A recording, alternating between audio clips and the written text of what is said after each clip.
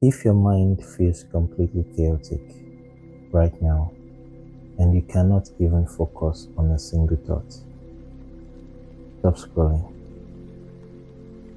Let's take a slow breath together.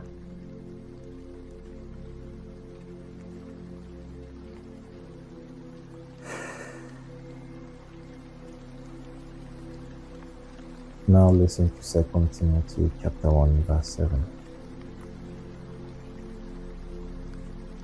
For God has not given us a spirit of fear and timidity, but of power, love, and self-discipline.